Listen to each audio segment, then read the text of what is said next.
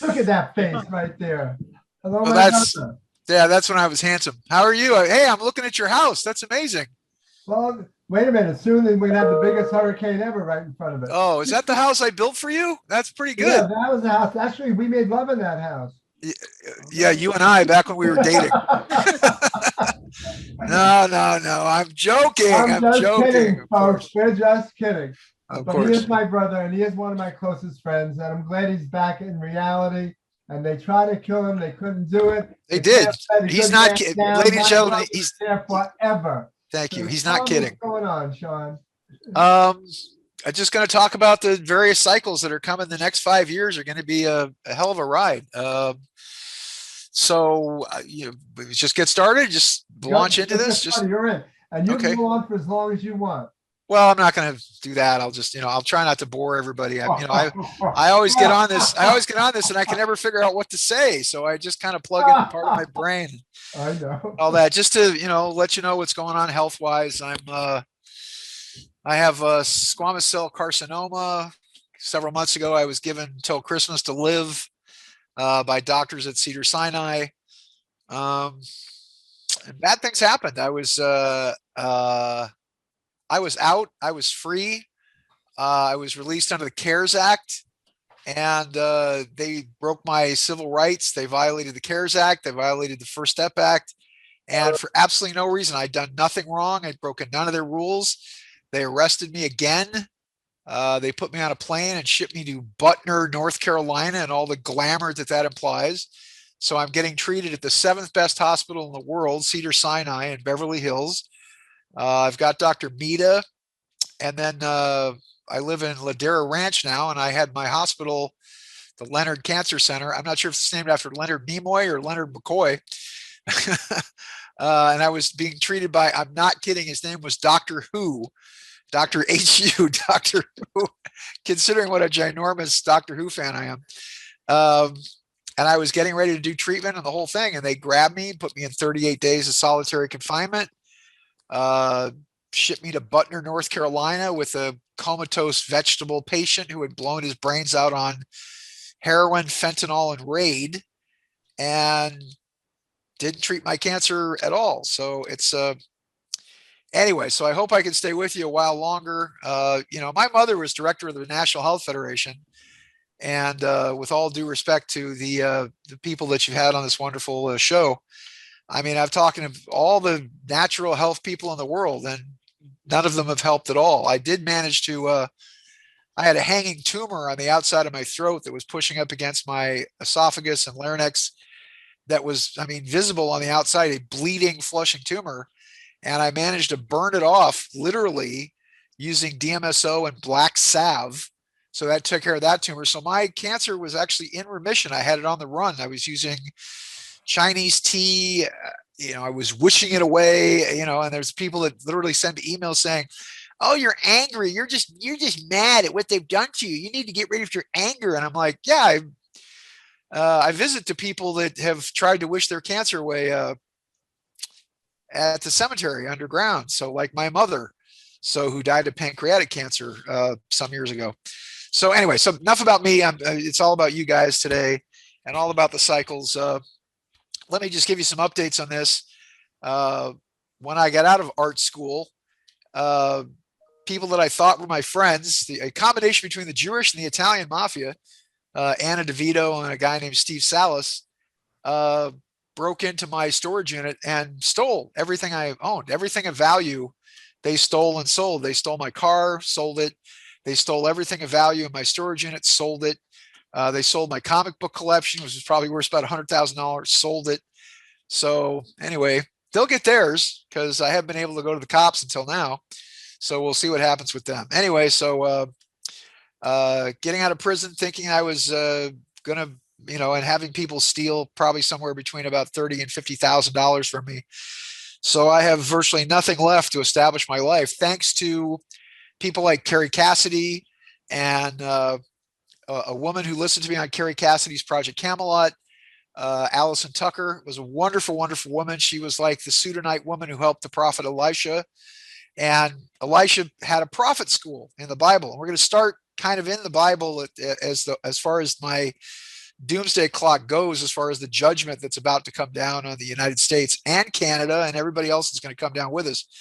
And he had a prophet school where he had hundreds of people that follow him around, and he taught them things like remote viewing and prophecy and the various laws in the Old Testament of how to predict the rise and fall of nations. He had no place to live. He was sleeping in the dirt.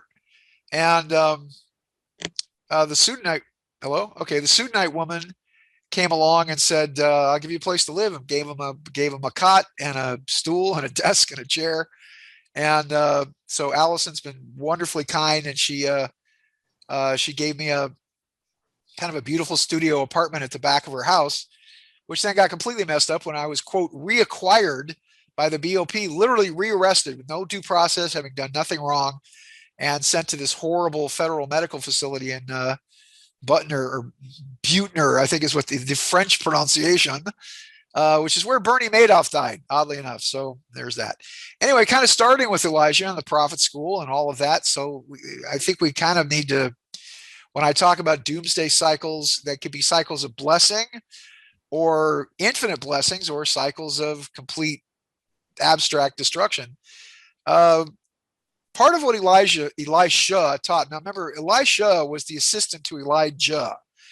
And Elijah was famous for bringing lightning down from the sky, from, going up in a chariot in heaven. And he's walking with Elisha one day when a flying saucer comes by, the chariot of fire, grabs him in a tractor beam and lifts him up, leaves his shoes, his magic wand or walking stick, and his cloak. And Elisha picks him up, comes to a river, and the first thing he does is hit the river with the cloak, and the river parts for him.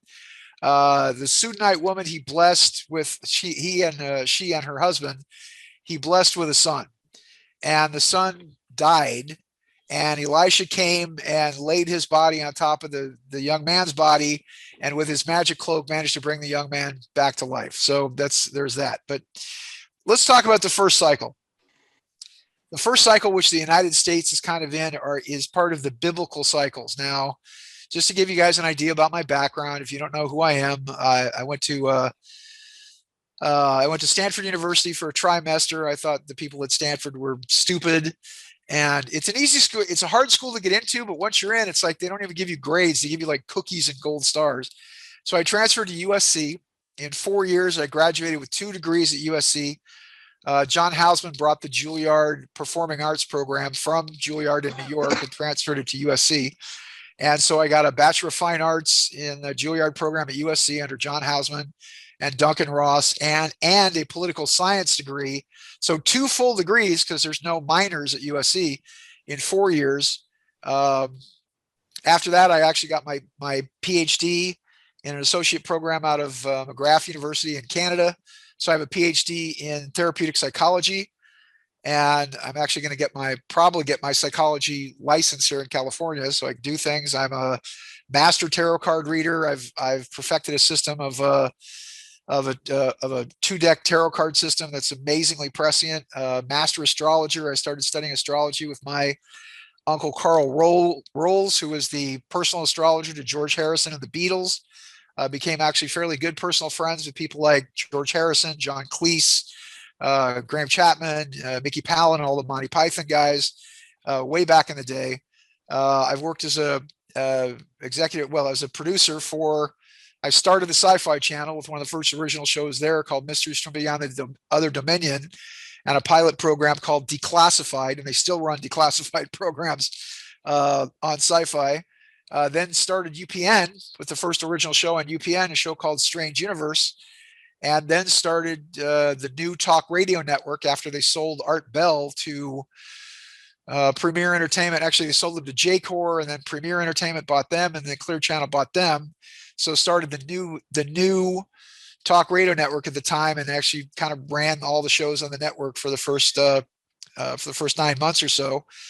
Was producing and providing guests for Art Bell when he had his big epiphany, seeing a flying saucer over his house after I called him from a payphone and said, you got to go outside and look at your house at like 2 o'clock in the morning. So the Art Bell show, Coast to Coast AM, became, we had a program with 26 million people, the #1 program, #3 in broadcasting. before it was taken over and completely wrecked and destroyed by the awful host they have now, who shall remain nameless, but I think rhymes with Snorri, which is a good name for him. And on you go. So it's so I produced for hard copy, Unsolved Mysteries.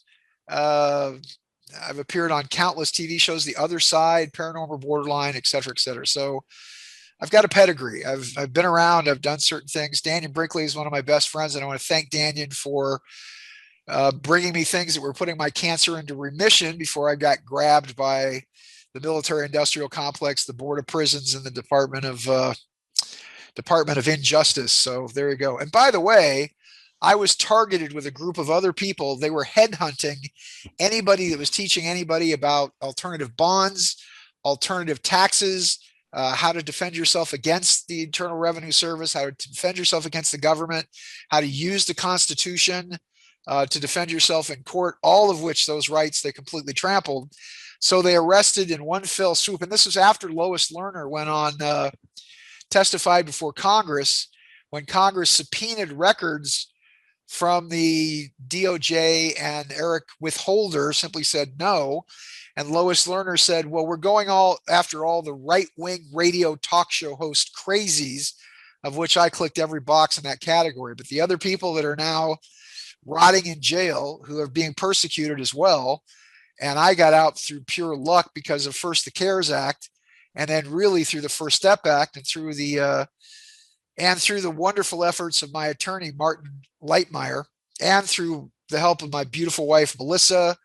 I want to also thank Hillary Lowndes Andelman and Christina Rich as well for helping me with legal fees and all of that. But people like Rocky Hudson, who ran the Colorado Republic in Colorado, who helped about 400 people beat the banks, get their houses back, and get actually refunds of people using very simple federal law against the feds, their own laws against the feds. Tim Turner, who was trying to start the kind of the Southern Alliance, or the new Southern Confederacy, I guess you would call it.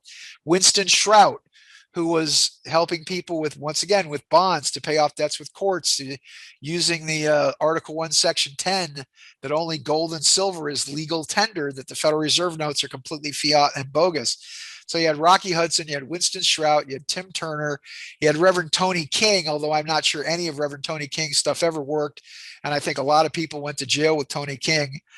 Even people like Brandon Adams, and his father, Alexander Adams, who tried to help us, and then we got nailed for whatever else. And once again, so there it is. It's just, I hate to talk about myself in this way, but I just want to let you know that I wasn't the only victim of the massive injustice of what's been going on. And again, they were rounding up, quote, right-wing radio talk show hosts, and I was one of the people on American Freedom Radio, and then later on ran for 5 years on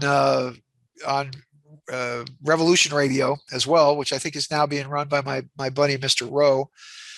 So there you go. And I have Mark Becker to thank as well for putting me on this, and taking me to New York and building me a beautiful, wonderful, amazing fan base of people out there in New York City. I hope to be able to get out there in October if he's having a live show. So, and I was just actually released from prisoner as a prisoner of the Federal Medical Center in Butner yesterday. My compassionate release came through. They came to my cell where I was throwing up about 5 times a day. By the way, when I was in their federal custody, even though I had everything on in remission, they gave me staph infection. They gave me MRSA. They put a port in my chest, and they started pumping chemotherapy into me, which was basically nothing more than ditch water from Chernobyl.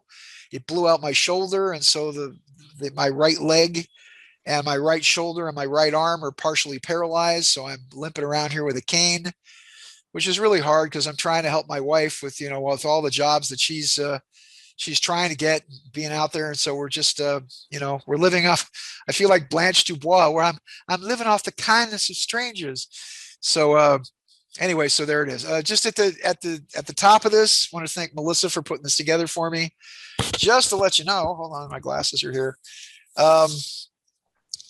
all my books are back into print. I was actually getting boxes of them from Melissa when I was in prison. I was signing them. I was sending them back to her so people could get autographed copies. But all my books, Sands of Time Part 1 or Volume 1, Sands of Time Volume 2, Volume 3 was called the Isomer Protocol, and Volume 4, Time Runner, is actually in works as we speak. But all the books are available on Amazon. So just go on Amazon, type in Sean David Morton, and you'll find the Sands of Times book. They've been rated, 89% of people on Amazon have given my books a 5-star rating. Just to explain to you how this happened, back in 2009, I got a call from some very scary attorneys up in Century City.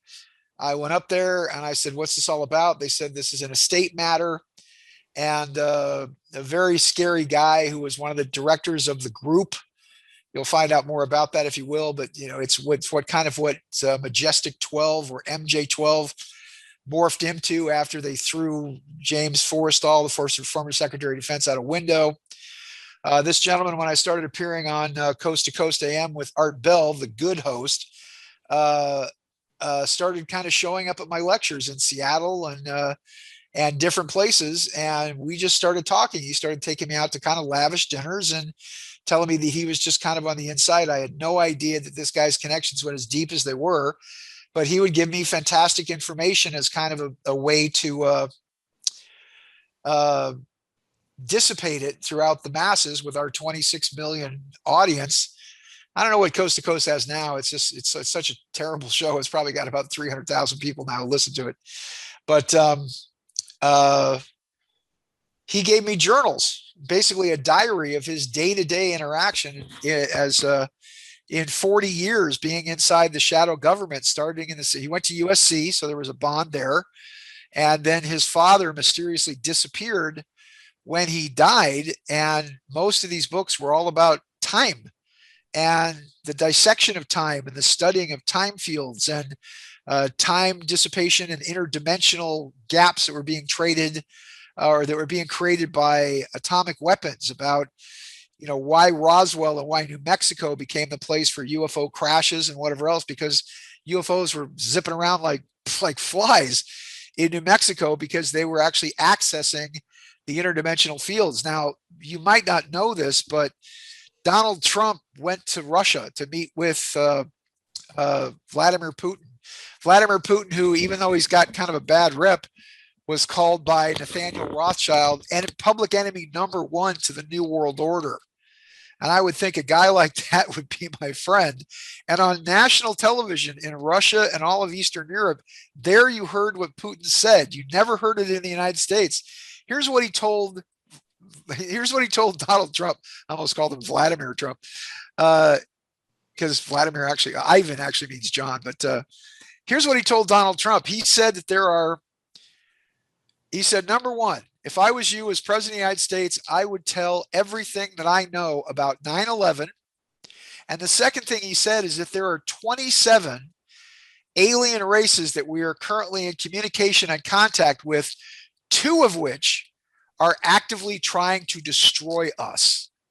This is President Vladimir Putin, or Premier for Life, Vladimir Putin. So these books catalog that descent into madness, if you will, the defense of this planet, whether you kind of like it or not. And it's a truly incredible story, and the ride that I've actually managed to do with this. Now, my problem with getting book 4 out there, Time Runner, is I signed some very, very ironclad, scary documents that I would never show the actual name of this man. Ted Humphreys is what he's called in the books, because he has living family in Russia, living family here in the United States. He's got kids out there. So I couldn't really show them to anybody. So I have to edit the manuscript. Once I get the manuscript typed up, because it's handwritten, and then I have to edit it and massage it and do whatever. I mean, the whole process, I've already got the cover art for it, thanks to Eric Hope. And by the way, I want to thank him. I need his number again because I broke my cell phone. Because I owe him some money, you know, but it's a fantastic cover, and I'm working on it now. I mean, the whole process of editing and typing, especially with my right side paralyzed, is going to take about $9,000, which is not stuff I have right now. So Anyway, buy the books on Amazon. They're personally signed. They're autographed to you. I've got a limited edition of it here.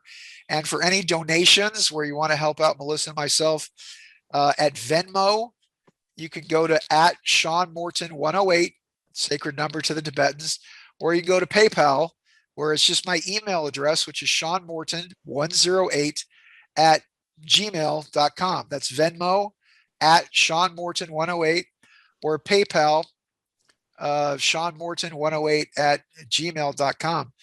Oh, the thieves also threw away all my clothes. Everything they couldn't sell, they just tossed in the garbage can. So I have a sweatshirt, and I think my wife got me some sports stuff from USC for the Chargers and the Rams. So that's about all I have. So I've come home to a towel, a brush, a shave kit, a pair of shorts, and an old grubby sweatshirt. So there you go. That's my pitch at the beginning. I'll pitch it at the end so you guys know what's happening. All right, let's go back to the Bible. And I hate to sound like Dr. Gene Scott here, but I did know Dr. Gene Scott. My mother used to be on Praise the Lord television. She was on the 700 Club. She was on with Pat Robertson. I used to have long prophecies on long conversations on prophecy with remember Dr. Jack Van Imp and his wife Rexella. Oh, so Jack, tell us why that's important. And I used to have these big arguments with him, and I sort of turned him on to the prophecies of the pyramid. I turned him on to a lot of the biblical prophecies and whatever else. And the reason I use the Great Pyramid of Giza, I've studied the pyramid my entire life. I lived in Egypt when I was younger. When I was 16 years old, my dad went to Egypt for business. My mom and my sister went home almost right away. My dad had a Lebanese business partner, and so my dad actually had me driving trucks, getting Lebanese refugees out of Lebanon. I mean, I was driving trucks through the streets of Beirut, getting shot at, avoiding bomb holes, putting people on boats so they could ship them out to Cairo during the big civil war there. And I had a series of mystical experiences because I got to actually spend the night inside the Great Pyramid. A kid I went to school with, I went to the what's now called the Al Nasser School. Then it was called the British Boys School at the time, and it's changed hands. It was the American School and whatever else, and now I think it's called the Al Nasser School now. But I had three best friends. I had one friend who was his father was the chief of police in Cairo. It was a very exclusive school. Another friend who was a Saudi prince who was worth about $6 billion. And another friend of mine who was related to Zahi Hawass, and his brother was a guard up at the Great Pyramid. So we got to about 3 times. I got to spend the night in the Great Pyramid of Giza, and I had a series of visions where I was visited by the Anubis, who showed me this whole web and weave and pattern of the prophecies of the Great Pyramid, of which the center was a single angle, which was a Pythagorean triangle that measures 3, 5, and 7, which numerologically represents the way, the truth, and the life. And the entire pyramid radiates out from that particular box. Back in 2004, we spent about $350,000 actually shooting a documentary that I wrote called The Prophecy of the Pyramids. And we got to spend literally 2 weeks at night inside the Great Pyramid of Giza, and all kind of freaky stuff happened. It was just a lot of weird stuff. And then it turned out that with my projects, they had managed to raise about anywhere between $5 and $8 million in Hawaii. And the guy that was raising the money stole all of it and apparently went to jail, and the money all disappeared. So, story of my life. So anyway, so I'm going to preface this by saying there's biblical prophecy there. But if you look in the book of Isaiah, I believe it's Isaiah 49:19, could be 1949. Isaiah talks about the Great Pyramid. He said at the center and at the border of the land of Mitzrayim, which is what they used to call Egypt back in the day, in the last days, there shall be a temple and a pillar to the Lord thy God. That's the Great Pyramid of Giza. The Great Pyramid of Giza sits at the border. It's the only structure that sits at the border of Upper and Lower Egypt, because it's where the Nile forks into a huge swamp, which is called the Reed Sea, not the Red Sea, mind you, but the Reed Sea. And this is the true area where the Israelites escaped, not from Luxor across the Red Sea, but they escaped along the coast along with this big swamp, which is called the Reed Sea, and that's where they actually came to the border of it there. And it sits at the heart of the two great kingdoms, Upper and Lower Egypt, of which you would have a pharaoh of Lower Egypt, a pharaoh of Upper Egypt. Most of the pharaohs that we study had managed to combine. Everything okay? You guys there? Had managed to combine Upper and Lower Egypt. Guys like Amenhotep III, Amenhotep IV, who then later changed his name to Akhenaten, which instead of Ramses II, there's more evidence to show that it's quite possibly Akhenaten or Amenhotep IV, who was actually the pharaoh of the Exodus and not Ramses. So it sits at the border of Upper and Lower Egypt, and yet it sits in the center of the country, and yet it's at the border of the country. So Isaiah is directly referencing the Great Pyramid of Giza. Now, the Dead Sea Scrolls and the Qumran manuscripts gave us almost another 60 books of Isaiah, which have not been, they've been, finally, I think the Norton Simon Museum in Pasadena finally just released them, much to the chagrin of the Israelis, because it talks about the Messiah. It talks about a coming messianic figure. The problem with the born-again Christians accepting the Great Pyramid is you have to accept one thing, and that's reincarnation. You have to understand that there is a group of children of light, like everybody that's listening to my voice at this moment, and these children of light are on an upward path towards their ascension, towards freedom, towards a series of incarnations where they are constantly enlightened, where the Tibetans talk about breaking out of the wheel of samsara. And believe me, you get a lot of that in prison, where all you're doing is walking in circles all the time. You're just walking a track or walking the inside of something. You're just doing anything to stay busy and keep your muscles non-flaccid. And that there's a group of dark ones or dark lords that are on a downward path to their literal ultimate destruction. And using the Great Pyramid, I've been able to be amazingly prescient and become what others have called me. This is Art Bell, and people use this against me all the time. But Art Bell called me America's prophet.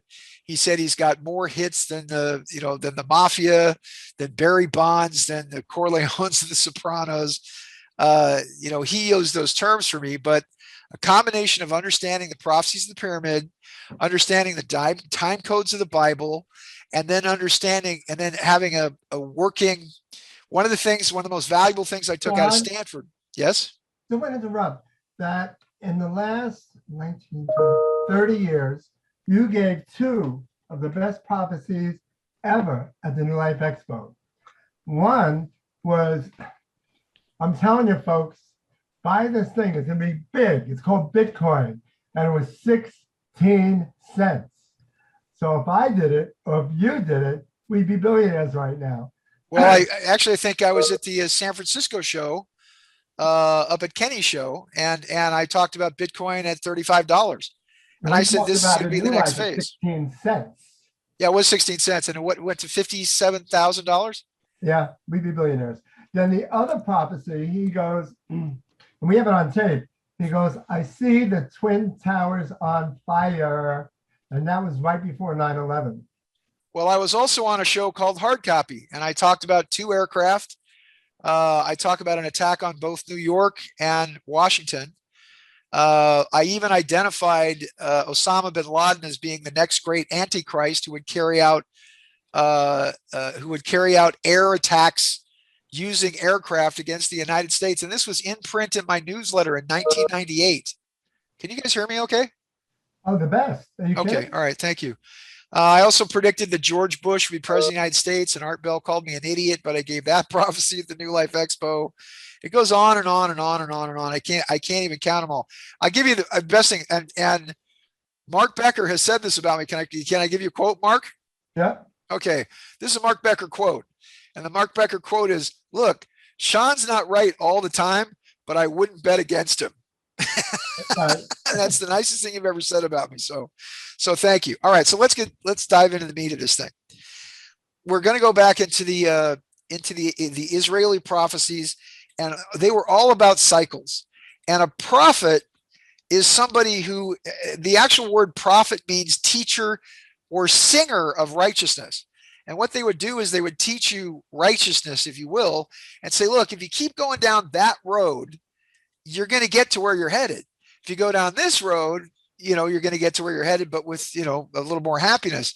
And when you have people like Jeremiah, and you have people like Ezekiel, and you have people out, and he's, Jeremiah was imprisoned, he was beaten, he was chained up with literally offal and sewage up to his armpits when he's screaming about the fate of Israel. I mean, do you think the United States is any better than the Israelites were?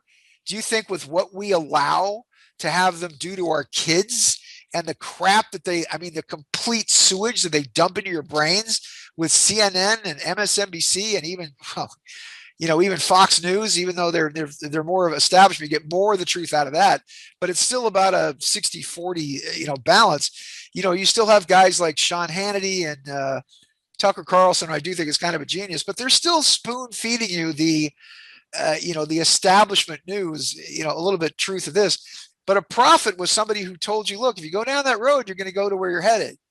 And what they taught is cycles. And so here's the biggest cycles.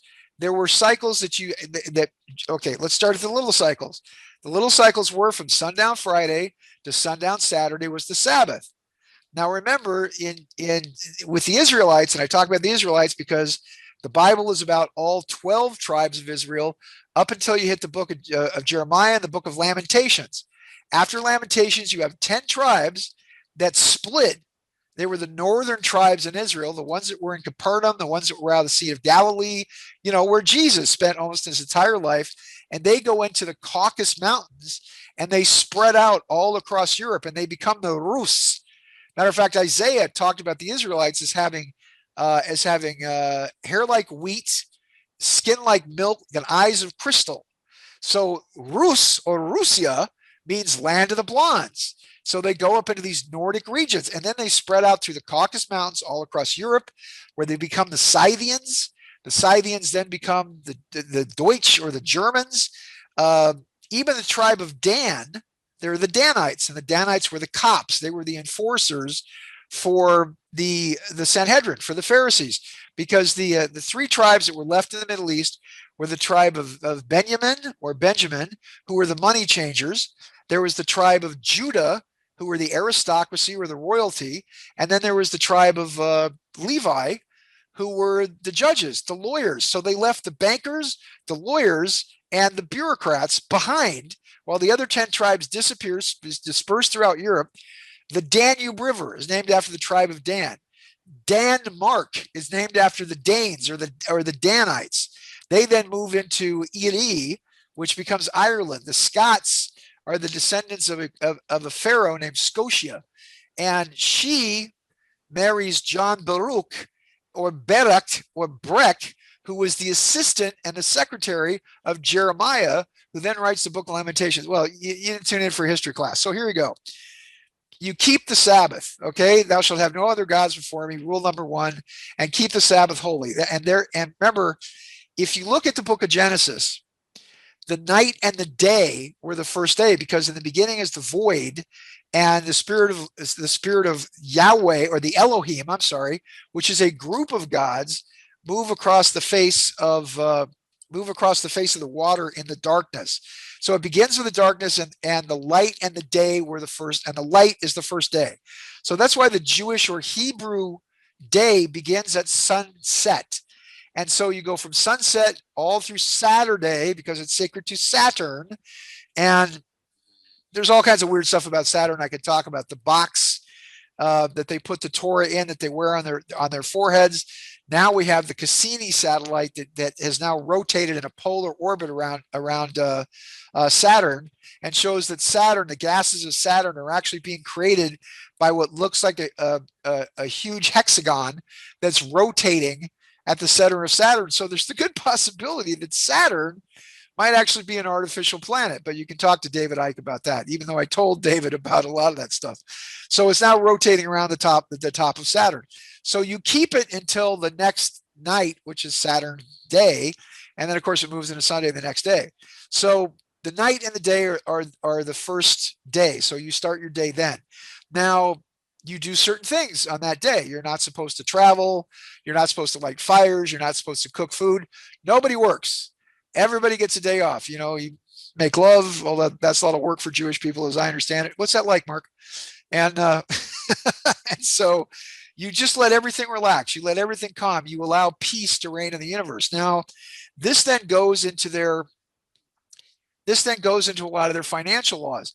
Every seventh year, okay, every seventh year, you let the land lie fallow, which means you don't plant crops for that year. Now you get a guaranteed bumper crop in the sixth year, which means you get double to triple the harvest, which you then have to save so that people in the next year don't have to go back to the well, so to speak, and don't have, because it lets the land lie fallow. Why do you do this? Because it returns the nutrients and the minerals and the elements to the land so that the food you eat makes you strong. Now, Kat James just gave you a whole lecture on that. Thanks for your help, Kat. And she did a whole lecture on that just before I came on here. So it allows the nutrients. So that means you're stronger than your adversaries. You raise mighty men. And so that's the first thing. It'll land lie fallow for 1 year. Every 7 years, you repudiate debt. So everybody gets a universal amnesty from debt, which is basically bankruptcy. It's what the bankruptcy laws of the United States are based on. Oh, I'm sorry, unless you have a student loan, because they took away the right for you to be able to bankrupt out of these loans. And now we have our kids that are the most enslaved generation. Yeah, I'm talking about before the Civil War even. The most enslaved generation ever in our history that raised $1.7 trillion they owe to the government, not the banks, because the banks don't do student loans anymore. They owe it all to Fannie Mae and Freddie Mac, that's run by, yes, the military-industrial complex and the federal government that also owns the prison system, because the prison system is all run by Fannie Mae and Freddie Mac. Oh yeah, it's all bonds, because those guys are in bondage, et cetera, et cetera. And they took away the right for kids to bankrupt out of their student loans. And the one thing, I mean, if I got $1 million tomorrow, or if there's anybody wealthy listening to this program, finance one kid to be able to take the unconstitutionality of the law that the Congress passed to the Supreme Court to finally get a case before the Supreme Court to say, why is it that everybody else gets to declare bankruptcy, which is a constitutional and even a biblical right? Why is it that kids with student loans are the only class of people that cannot declare bankruptcy? And that needs to be a case heard by the Supreme Court. Clarence Thomas, by the way, who's now the best justice on the court because everybody else has just turned into complete jello. Clarence Thomas has been saying, I've been wanting a tax case and a gun case since I got here. So there may be the possibility, you know, all they're looking at is abortion, which is that whole issue is just kind of ridiculous because, all right, they make abortion illegal federally. All the states go back to saying, yeah, you get one here. So it's all kind of silly. By the way, while I was in prison, if anybody paid any attention, I had blurbs going out there where I predicted the Ridgecrest quake in California, missed it by 4 days. I predicted the death of Ruth Bader Ginsburg, which was kind of a no-brainer. I predicted she'd die within a year of pancreatic cancer. Because my hey, Ruth Bader Ginsburg is tuning in from beyond, and pancreatic cancer, because that's what my mother died of. And then I predicted a year in advance that Amy Coney Barrett would be the next Supreme Court justice, and that she'd be a nightmare, that she wouldn't do anything that Trump thought that she would do, which is exactly what's happening. By the way, you want to know somebody that's taken over the government of the United States? Everybody talks about, oh, it's the Jewish conspiracy, the Jewish conspiracy. How about the Jesuit conspiracy? How about the Catholic conspiracy? Because now we have 5 Roman Catholic Opus Dei Jesuits on the Supreme Court. Joe Biden is an Opus Dei Catholic, although I don't see how he fits his politics in with what the Catholics supposedly believe. Now you've got Pope Francis, who's the first Jesuit to ever be Pope, and you also have Nancy Pelosi, who's foisting a nightmare upon this country, who also claims to be a dyed-in-the-wool Catholic. So is nobody talking about the Jesuit Catholic experience here? By the way, the judge in my case, Jesuit. By the way, the judge in my case, former prosecutor for the Internal Revenue Service. Oh, the prosecutors on my case. I'm sorry, Jesuits. Hello, somebody groaning on my podcast. Yes, ma'am. Anyway, so there's that. So you declare every seventh year you allow a jolly oxen free year, live a jubilee. You cannot borrow money that it would take you more than 7 years to repay, and then they you wipe out that debt. You free all slaves, which are contracted servants. You free the slaves. You break all contracts. You allow bankruptcy to happen universally, so everybody's free of debt. Then you can start the debt cycle over the next year after that. So there's all of that. And also, anybody that runs away from a non-capital crime, if you commit some crime and you are exiled or run away, everybody that's outside the country gets to return. That's your 7-year jubilee. Now, 7 times 7 is what? Yes. Okay, 49. So you get in the 49th and 50th year, and this is super important, you let the land lie fallow for 2 years. You break all the contracts. You free all the slaves. You take out all indentured servants. If you remember, Joseph had to serve his evil father-in-law Laban in order to get the hand of Rachel, and they did a bait and switch on him and gave him Leah, which I think is interesting. Princess Leah actually means her name means the ugly one. And then you have Rachel, and he had to work 14 years because he got Leah the first one, and then he tried to take her back and said, hey, man, you broke her, you keep her. And they had to work another 7 years for him to earn the hand of Rachel. And then he had all the children of Israel, which, of course, there were only 2 kids that actually came from, I'm sorry, it wasn't, yeah, it was Joseph. Yeah, Joseph and, was it Joseph? No, I'm sorry, I got the wrong ones. The son was Joseph, I'm sorry. And it was Isaac. Silly me. So, but I'm just trying to point out that you have to work 7 years to do this. Now, in the 49th and 50th year, you let the land lie fallow. And just stay with me, I'm going somewhere on this. You let the land lie fallow for 2 years. You free the slaves. You break all the contracts. You allow everybody to clear universal bankruptcy. All the exiles can then return. And this is most important. You give the land back to the people that originally owned it. So let's say, for example, I had ancestral land that was given to me. And let's say Mark Becker comes along and forecloses on my land or my farm. Mark Becker can only use my land, or he and his family can use the land for a period of 50 years or less. And then the land has to go back to the people that originally owned it. So this way, after 50 years, you let all the land and all the money back to the people that originally owned it. And those people, okay, stay with me now, stay with me. Those people, it keeps the power and the wealth from accumulating in 1% of the people. Now, think about this.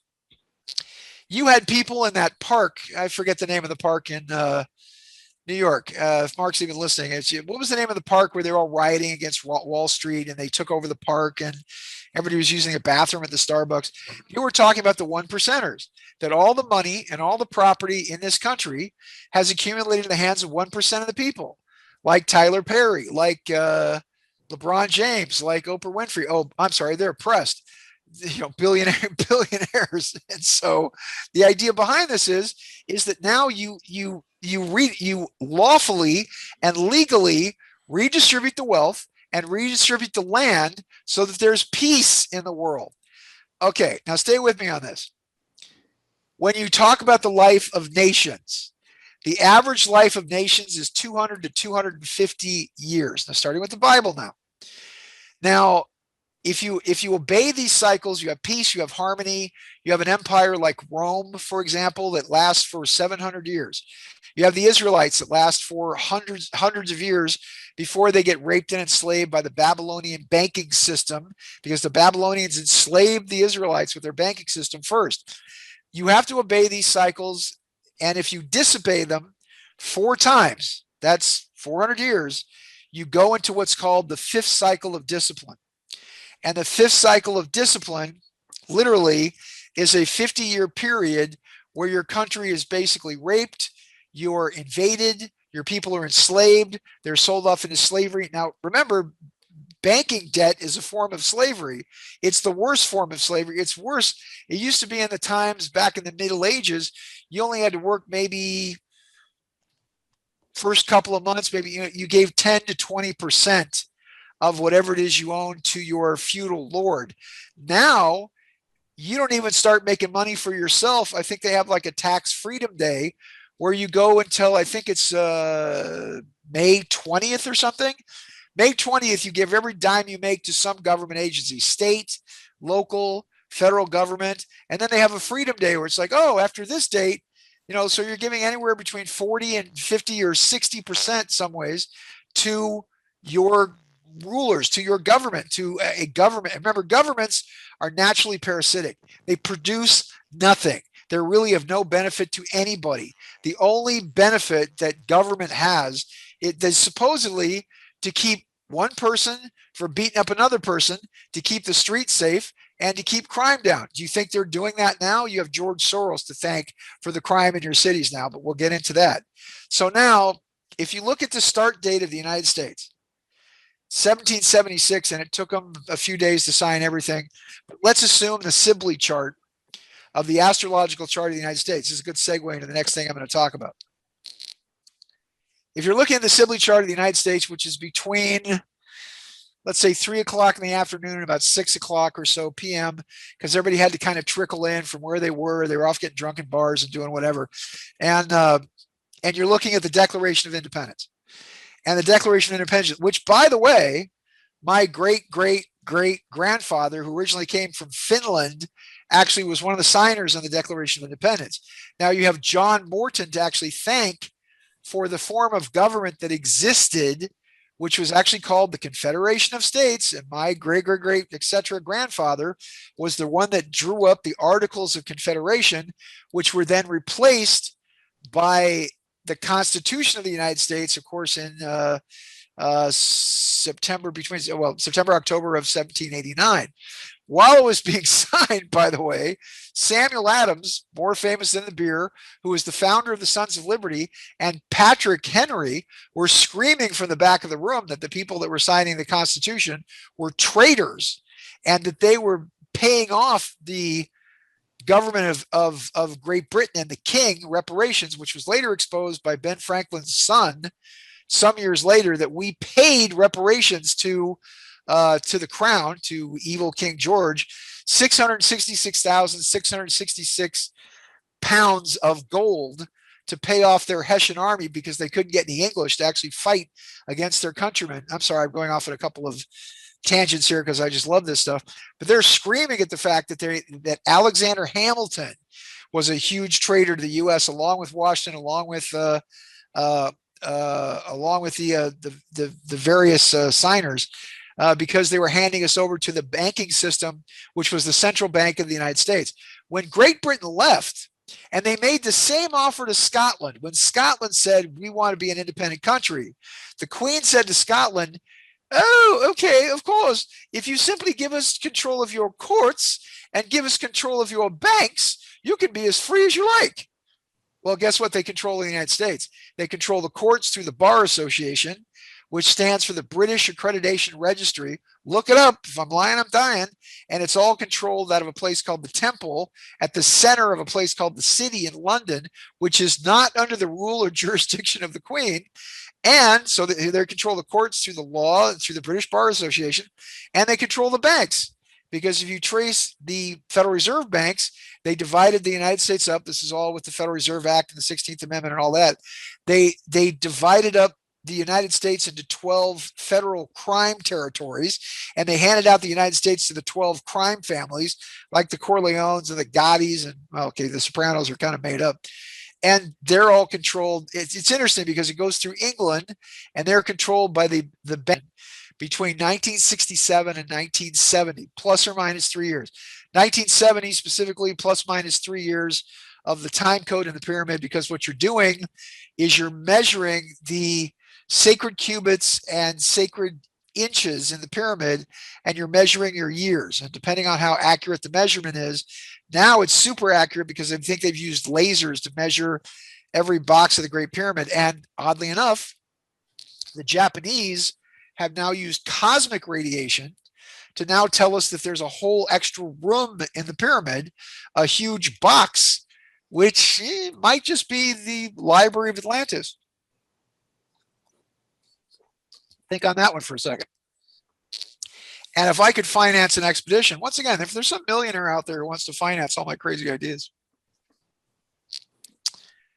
I could probably get the permission of the government to take like a little tiny bone fiber optic camera and find a way to drill a hole up into that box and look around inside there to see, you know, what's inside that box. Is it the tools that built the pyramid? Is it I don't know, is it the Ark of the Covenant? You know, who knows? So it puts the decline of Western civilization at about 1970. If you look at the pattern of the 50 years that I'm talking about, the four years where we have not obeyed the Jubilees, where we allowed the power and the money and the land to accumulate in the hands of 1% of the people, the Rockefellers, the Rothschilds, the Warburgs, the DuPonts, the Dows, pick a family. Now you're talking about entering a fifth cycle of discipline. The fifth cycle of discipline began for the United States. Once again, the United States was about 200 years old at that time. And, well, 200 years old in 1776, you can put it right there. So give or take, 5-6 years. And now we go into the fifth cycle of discipline. That means you have the beginning of the collapse of Western civilization between approximately 1967 and 1976. And that leads us up to, guess what? The United States being 250 years old in, yep, you guessed it, 2025. So let's take it back to the Bible. The fifth cycle of discipline, where you're watching it happen. You're watching the decay of our society. You're watching the permissiveness in our society. You're watching parents who are not defending the minds of their young. You're watching communistic influences. I mean, the National Teachers Association, why doesn't somebody come up with the CTA, the Conservative Teachers Association? Why don't you come up with an organization that forms a union of lawyers and attorneys and whatever else to defend the rights of right-thinking teachers, of private school teachers, or whatever else? Look at the crap that's being taught. And by the way, your kids are not being educated. They're being socialized, completely socialized. And what is that socialization? You're attacking the core of what they are, which means you're attacking their sexuality with this ridiculous, there's now 63 different sexes. I have problems counting 2. So there you go. So there's the biblical cycle. We're at the end of the fifth cycle of discipline, which I'm telling you is going to be approximately at the 250-year anniversary of this country. We're 250 years old in 2025. We're going to be destroyed. Okay, now let's move in. Once again, that's my fifth cycle of discipline. That's when we're 250 years old in the fifth cycle of discipline. Now, let's talk about the Great Pyramid of Giza. The Great Pyramid of Giza, which you could say maybe predates that. There's people that claim the pyramid is only 5,000 years old. I'm telling you that it's probably more. Well, there's evidence that the Sphinx was built 12,500 years ago. Not only do we know this, but one of the things that Gattenbrink, there's an Italian scientist named Gattenbrink, and he wanted to send his little robot. If anybody knows about this, Gattenbrink's robot, he wanted to send it up these star shafts in the King's Chamber, because there's a little door that's actually blocked by what looks like a brass handle, and he sent a little robot up the top of it. Then they sent a drill through the little door. Excuse me a second. I'm still vomiting from various medications. Excuse me just a second. I'm not going to throw up just yet. I throw up just listening to myself talk. He sent a little bone camera, a little fiber optic camera to the other side, and there was just more or nothing. What they completely missed is, if you looked up, and I did a whole lecture on this at the New Life, if you looked up at the ceiling, you could see a star chart. So whoever put this in there put this star chart at the top of the ceiling, and the star chart at the top of the ceiling shows a line of demarcation and shows where the lines and constellations were relative to the Great Pyramid for the year 9800 BC. Which puts the building of the pyramid, or when that pyramid was sealed in, at 12,500.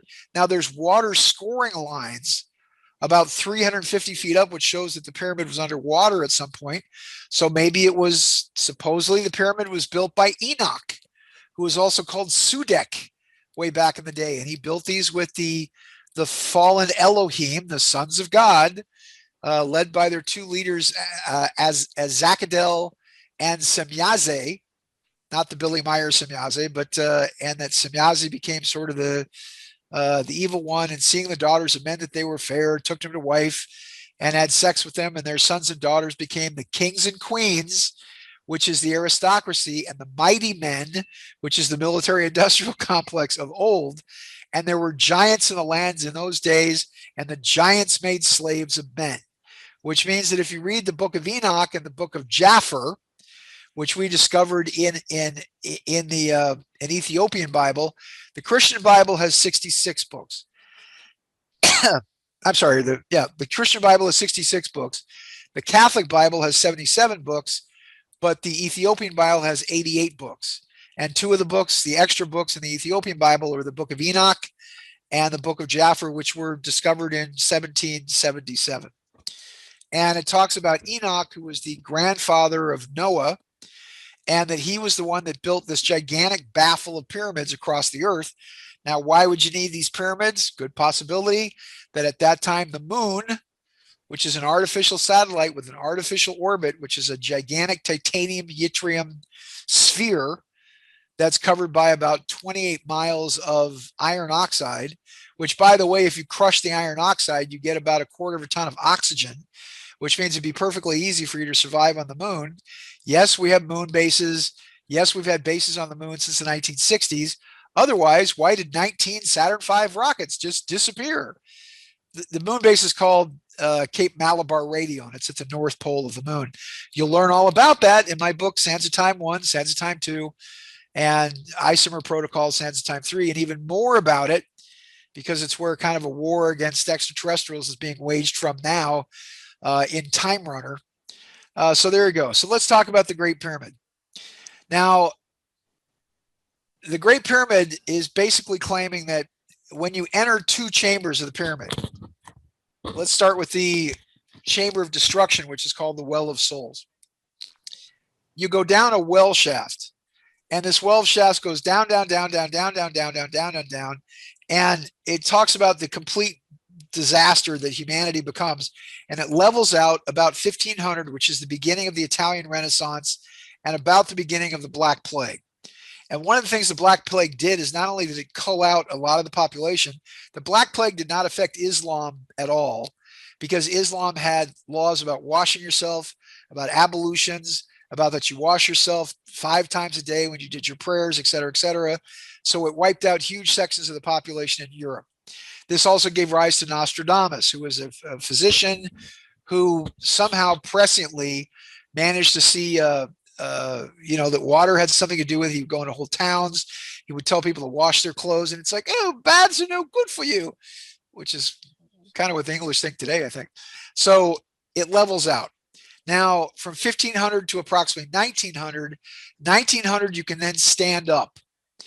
And this is a big deal, because the symbolism of the pyramid is, on the outside of the pyramid, you're an eternal, ever-living, ever-glowing spiritual being that lives forever, that has a cosmic consciousness. And then when you enter the pyramid, through the mouth of the pyramid, you crouch down, and now your consciousness is limited. Your very physical posture is limited. And now you crouch down, and you're like, you're hunchbacked, and you're going down, down, down, down, down, down, down.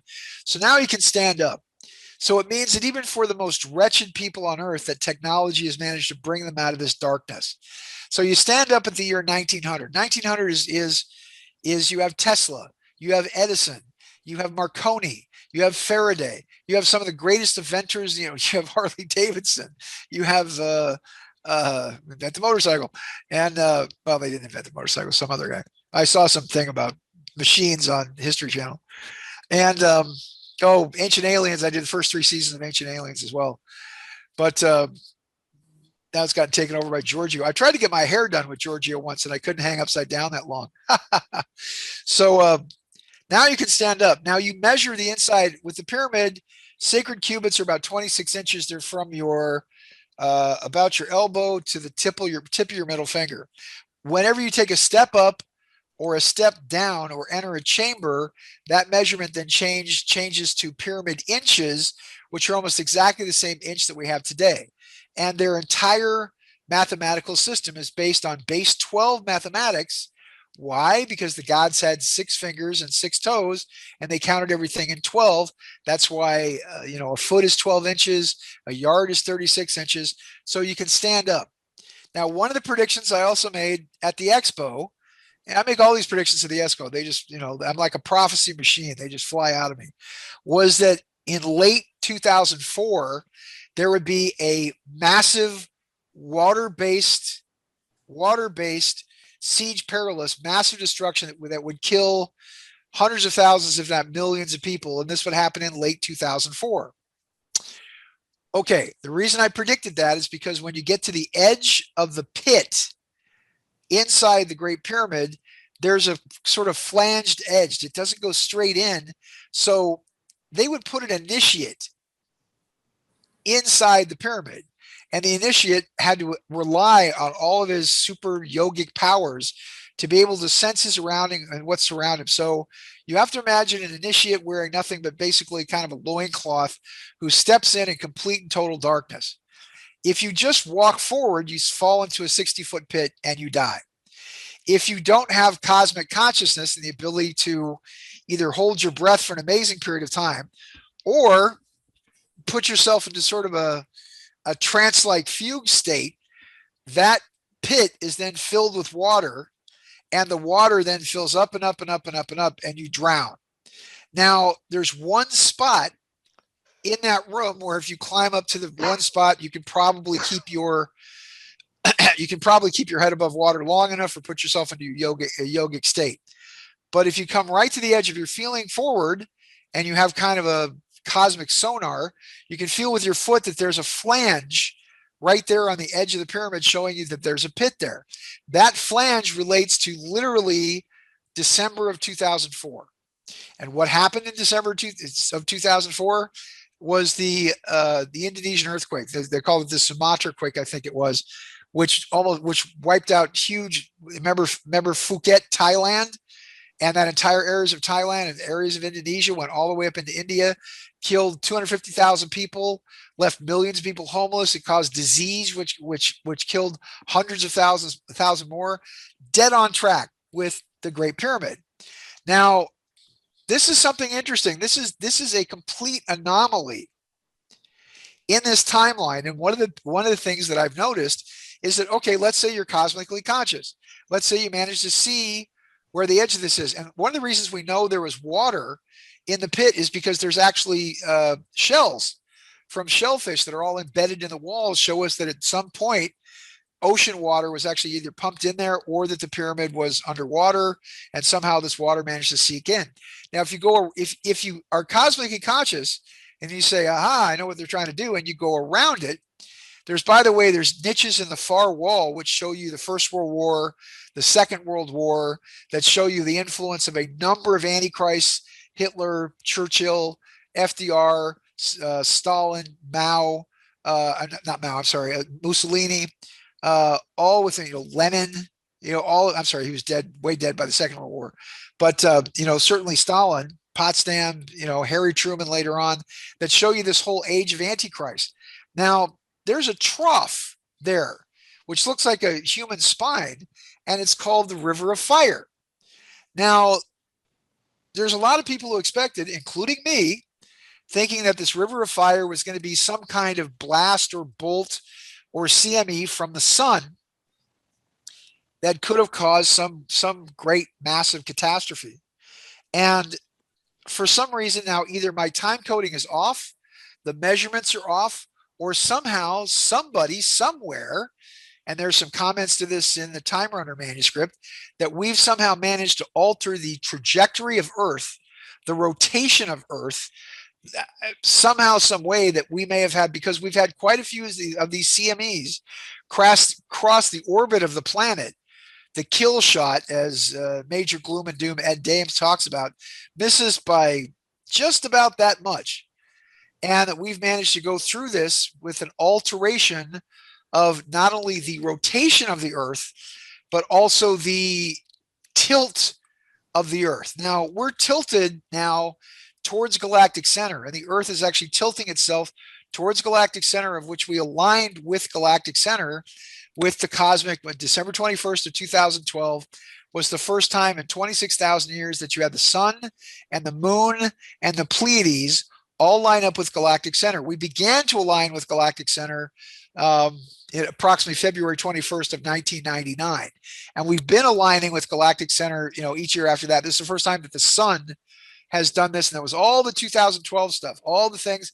And we'll talk a little bit about that as well, about how 2012 was not the jumping off point, but was the beginning. And that goes into my whole spiel about what we're entering into, called the Night of the Jaguar. And the Night of the Jaguar is a 13-year cycle in which we are swallowed by the mouth of the jaguar. If you'll notice, under every Aztec calendar, look underneath it, under every Mayan calendar. Don't look at the center of the calendar. They usually cut out the part where there's a giant jaguar with his mouth open, ready to swallow all of us.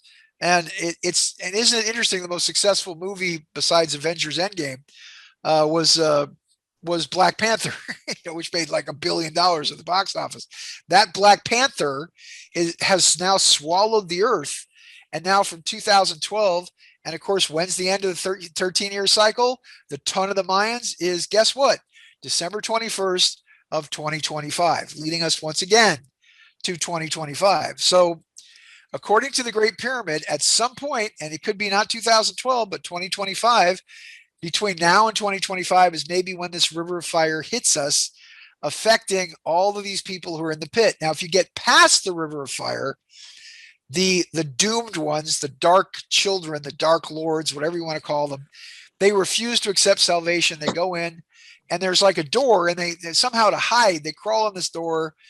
They crawl on for another 100 years, and they eventually, their personalities get completely destroyed, and they're not allowed into any of the good places anymore. Okay, now let's go to the hopeful part.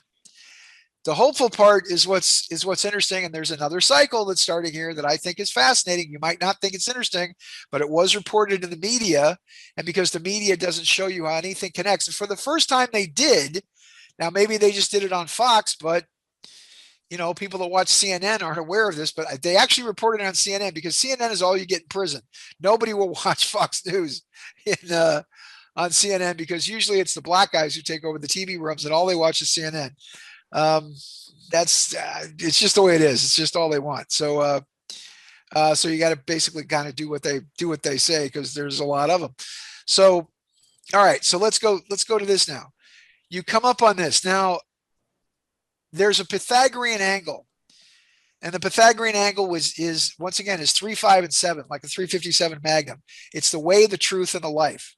And this is what was held by the Anubis when I had my visions inside the Great Pyramid, when I spent the night in the sarcophagus when I was 16 years old. And I had this great kind of cosmic awakening as to what the purpose of the pyramid was. And then I started getting like every book that I could find on the pyramid.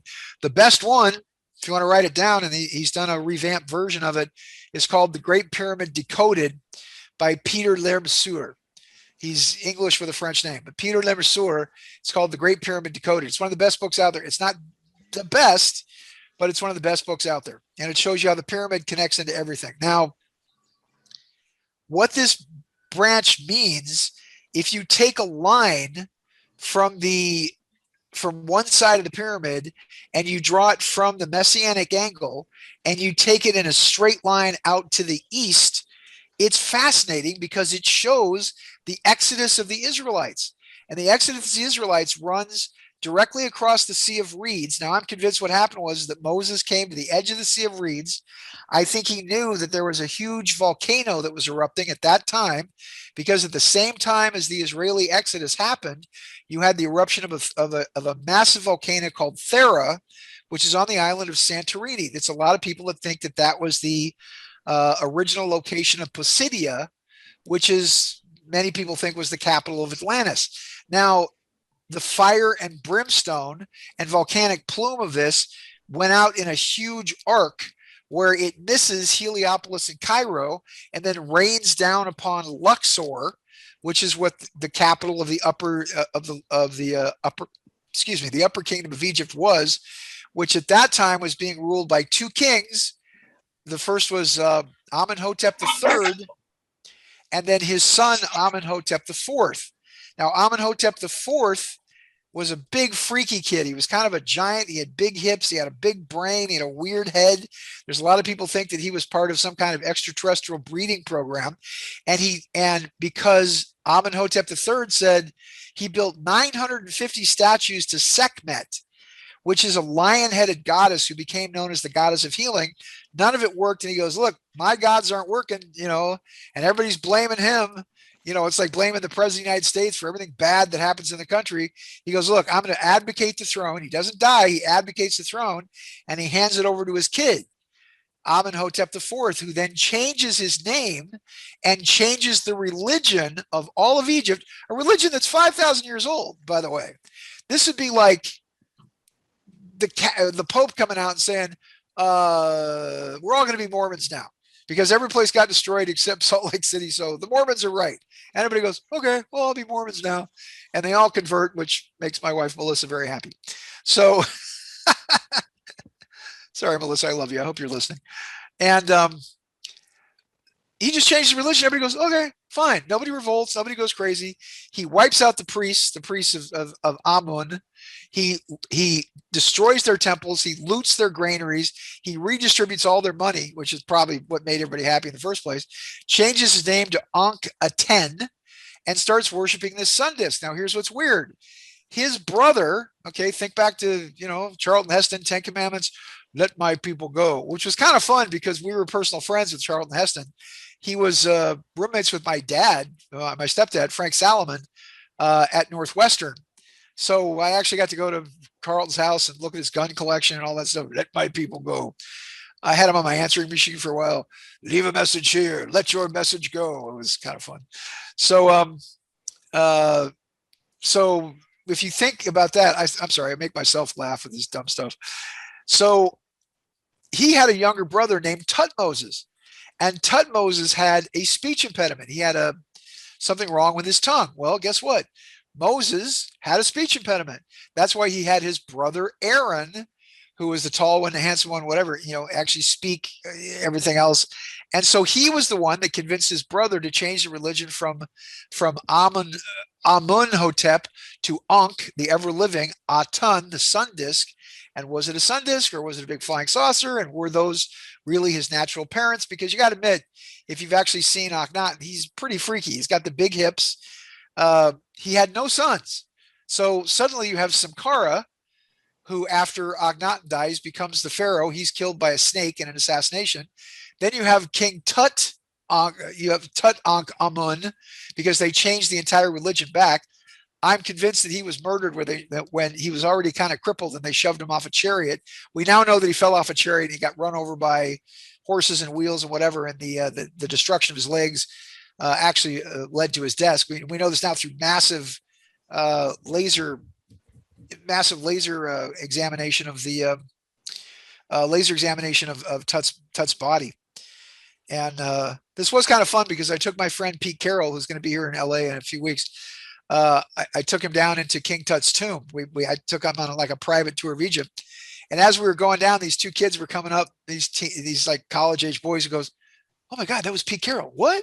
No, what's Pete Carroll doing in Egypt? I don't know, but that's Pete Carroll. They followed us back down. I said, you're Pete Carroll. He goes, don't you want to take a picture of King Tut, this old man? He goes, no, man, we want to take pictures with you. So, and it was very funny because Pete was talking to our guide, or one of the guides, and his shirt says "Fight On," and he goes, the guy was wearing an Arkansas sweatshirt, and he goes, Pete says, I used to coach at Arkansas, that university. And he goes, oh, he says now I coach at USC, University of Southern California, and he holds up his two fingers and he says, our motto is "Fight On," and the guy goes, well, why you Americans, you always want to fight? We Egyptians, we believe in peace. You Americans, you want to fight. You fight and fight and fight, so you have to fight on. And I'm looking at Pete going, he's got you there, buddy. And he goes, well, I'm the coach at USC. What can I tell you? So the examination of King Tut's body told us that. Now, he's the only other son. The children of Akhenaten were all daughters. And the daughters, we have letters, wrote to the princes of Nubia, who were black, obviously, and saying, come marry us. There's no men here because apparently there were male children being born for something like 60 years, which also had to do with maybe the 10 plagues that Moses brings, that maybe has to do with the volcano, which maybe has to do something in this, but he had all daughters, no sons. And so they intermarry with the kings of Nubia, which then leads to a whole new bloodline. Actually, when Tut dies, you had I, who was kind of the grand vizier. He takes over, and then a guy named I think it's Horemheb. He just shows up and he's the head of the military, and he says this whole place is a mess. And so it'd basically be like the head of the Pentagon becoming president of the United States. So there you go. So now the reason I talk about this is because if you look at this straight line that's drawn from the messianic angle inside the pyramid, the whole pyramid radiates outward from this messianic angle. This line goes right through the escape route of the Israelites through the Sea of Reeds, not the Red Sea, but the swamp called the Reed Sea. Then it triangulates. It triangulates within 100 feet of the cave of the Nativity in Bethlehem, which may be how the three wise men using astrocartography, which is a service that I offer to people, by the way, astrocartography, using the prediction of the messianic angle, which I'll explain in a moment or two, and then going and talking to Herod, saying, "Hey, we're looking for the birthplace of this Messiah, the new King of Israel." And Herod goes, "What? Who's the new King of Israel?" And the wise men are like, "Oops, I think we opened our big fat mouths and talked a little much, because now he knows what's up." By the way, we know that Emmanuel ben Joseph, alias Yeshua, alias Jesus of Nazareth, we know he had to be born somewhere around 7 BC. And because we know that Herod dies between 5 and 4 BC, so Jesus had to be born at least 2 years before that, before Herod goes on his crazy rampage looking for royal blood of anybody that could have been king. So it triangulates there. Now it's more interesting because the line goes directly through. This is a Jewish history lesson here. The line goes directly through the pass where Joshua and his scaredy cat buddy, I forget his name. Somebody can text me his name, but he takes his pal and they go through this pass. It goes right through that pass, which lead him into the land of Canaan, the land of milk and honey. Now they come back to report to the Israelites and Moses, and Joshua says, "Look, we found this great land and it's right over here, and we think we found the place we're supposed to go." You know what his pal says? His buddy goes, "Moses, you can't go there. There's a bunch of giants. And the giants are they're walking around going fee fi fo fum. Give me the blood of an Englishman. I'll crush his bones to make my bread." And Moses is like, shut up, don't scare everybody. And actually then he doesn't get to go to the land of milk and honey because he scared all the Israelites. But then there's more. It triangulates at a plateau, and I've been to this plateau. It triangulates at a big plateau that has a ravine that leads out onto a sort of a big open desert area. This is Mount Moses. This is the area because it's not described as a peak like Mount Sinai is, which is way the hell down. I mean, I've been to Mount Sinai. I've climbed Mount Sinai. All my advice is if you go to Mount Sinai and you go to Saint Catherine's Monastery, which has been in existence since like 315 AD, get the camels. Just get a flashlight, get the camels, get the Bedouins, you do not want to walk. It's 25,000 steps up and it's like 7,000 steps down unless you take the fast way. So I've been to Mount Sinai, and it's a complete joke. It's a Hollywood set. The real place where they gathered the 7 million some Israelites in this place, Moses was on a plateau where he's meeting with God. This huge mothership came down on this plateau. It looks a lot more like Close Encounters than it does Mount Moses at the peak. So this whole thing comes down on the top of the plateau. Moses comes up. He stays there for a period of time. The original 10 Commandments, by the way, were made on scrolls of blue sapphire, and that's what he breaks. And then he goes back and he gets them on stone tablets. All right, so but that triangulates that way. Now, if you take it out to the west, on the western side of the pyramid, and you take that same angle and you go out, it triangulates directly at the headstone at the middle of Stonehenge. Now, I think that's fascinating. I think the fact that they built it right there at Stonehenge. Okay, so this is where it gets weird, and I'm getting off the whole cycle thing of 2025. I know it, but this is all background that you have to know. The beginning of the messianic angle, which shows the birth of the messianic figure, is September 27th, because he's a Libra. And of course, we know that Libra is the coolest sign, because guess who's a Libra? That would be me. And it's so cool this because it's September 27th of 2 BC. And there's a particular conjunction of Saturn and Jupiter that in the sky look like they're right on top of each other, which many people think is the Christmas star, is actually heralds the birth of Christ, that it actually happened on December 25th of 2 BC. Now, of course, we have the precession of equinoxes or whatever else, but you have this conjunction of Jupiter and Saturn. Now, in 2019, you actually had that same conjunction of Jupiter and Saturn. And I swear to God, I think I saw it on CNN. I know it was on Fox. It was on Fox. It was on CNN. It was on MSNBC. Every major news channel actually reported on this, that they were saying that there was the belief that on December 21st now of 2019, that you had the Christmas star, that this Christmas star was an amazing thing, because all the newspapers reported on it, and they were saying that maybe this was the star that the wise men followed, and it heralds the birth of Christ. Now, I think this is remarkable. Okay, now, why does this relate to Jesus? Guess where Jesus was on September 27th of 2, let's say he's alive. Let's say he was born sometime in 7 BC. He's in Egypt. And not only is he in Egypt, but he's studying with all the wise men. And let's say that Jesus by that point is 5 years old, and on that particular date, he goes through the initiation inside the pyramid. He goes through the whole process where they show him the progression of man, if you will. Now, there's also evidence as well that Jesus, as soon as he hits, and by the way, isn't it interesting that when he's 12 years old, which is the next time we see Jesus, before they flee to Egypt. And here's one other interesting part about this, if you remind me to relate this. I know I'm telling Bible stories here. Everybody had in high school, you had a St. Christopher.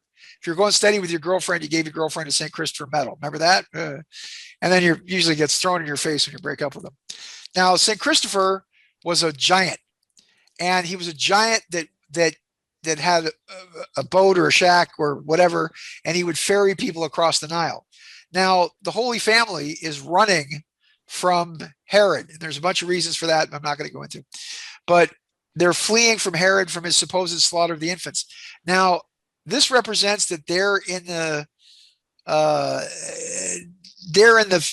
eternal world, if you will, and now they're entering into life, because the Nile and the Milky Way both represent the progression of us from eternal life being out here to then entering physical life. And all the bridges were out, and there was no way to get a ferry across. And so Christopher, who's a giant, he picks up the Holy Family and their donkey and everything else. He ferries them across the river. Well, the St. Christopher medal has St. Christopher, a giant, with the baby Jesus on his shoulder, ferrying Jesus across from the land of the living, if you will, into the land of the dead for salvation, into Egypt, into this land. Okay. The symbolism here is that the messianic giant of God the Father, the Son of God, merges with the smaller soul of God, of the Son of Man. So the human soul of Jesus merges with the oversoul of the big God. And this symbol actually it looks like a basketball key. It looks like you have a basketball key with a circle at the top with the two lines on either side. So imagine a smaller key within that. Imagine that as the paint, if you will, inside the 3-shot line at the outside. But this represents, by Jesus being in Egypt and going through some initiation in the Great Pyramid, of the Son of Man being the Son of God. One of the most fascinating books that you can buy out there is Autobiography of a Yogi by it's all about Swami Yogananda. If you look at the end chapters of that, where Swami Yogananda is talking to one of his gurus, there's an exegesis there of a breakdown of the of a number of the lectures, or the Beatitudes, or the speeches of Jesus. Jesus is always moving in and out of that consciousness, where he says, the Son of Man says this, but the Son of God says this. And he's moving back and forth. And they break that down into something that's really fascinating. So this messianic angle, the 357, then shows the life of Jesus, and it ends. It doesn't say that the Messiah dies, but it says it ends on April 1st of 33 AD.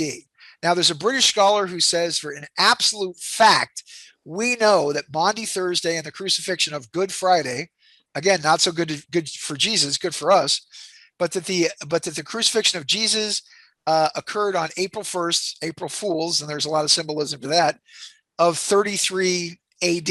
Now, there's always a challenge with this because there's no 0 year. It goes from 1 BC to 1 AD. And, so it kind of goofs things up, but 33 AD, Maundy Thursday. So remember, Friday begins at sundown. So he's having the Last Supper literally on the Friday, even though it's Thursday night by our calculations. And that's when the whole thing goes on, and Judas will betray me and whatever else. And by the way, let me debunk the Da Vinci Code right now, which Dan Brown stole from Bajent Lee, Holy Blood, Holy Grail.